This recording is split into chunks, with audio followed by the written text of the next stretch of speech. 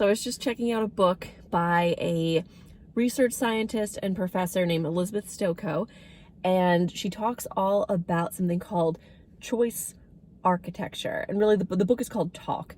It's about how people communicate, how we ask questions, how we phrase things in order to receive the desired response. And I talk about talking a lot when we're communicating with people living with dementia. And I always say this, I never heard the phrase before. So I never heard the phrase choice architecture, but this is really what I always talk about. Choice architecture is the idea that you can phrase a question so that you receive the desired response. And when we do this with someone living with dementia, we need to look to find a way to get to the point we want to get to. For example, saying to someone, "Are you hungry?" There's a pretty good chance they're just going to say no. Another example would be, "Do you want to fold these socks?" They're going to be like, "No." What I always teach, really, I guess is a great example of choice architecture. Instead of saying, "Do you want to?" saying, "Can you help me with?"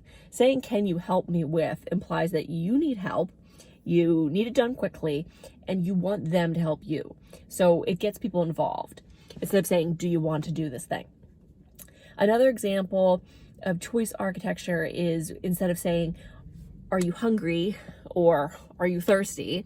Because a lot of people living with dementia are going to say, "Nope," or "I don't know," or they're not able to choose like what they want from an open-ended question, kind of like that. I mean, that's a closed-ended question, but what you're looking for is for them to say, "Yeah, I'm hungry and I'd really like to have some pasta."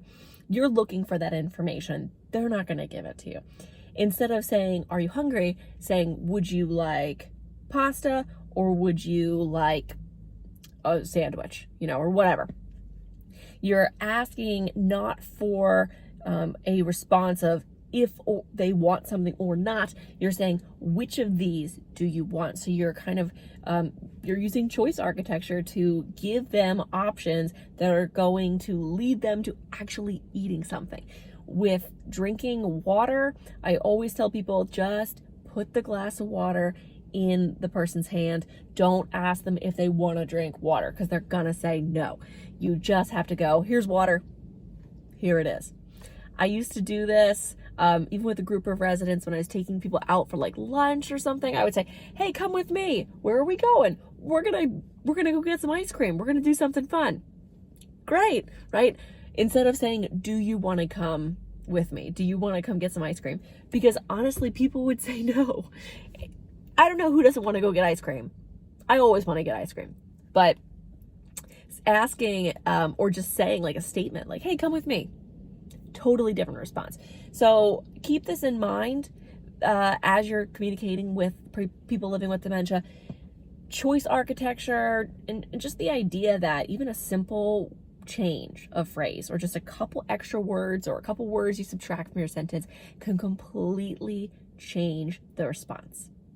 Thanks for tuning in. Please subscribe to my channel, give this one a thumbs up, and tell your friends.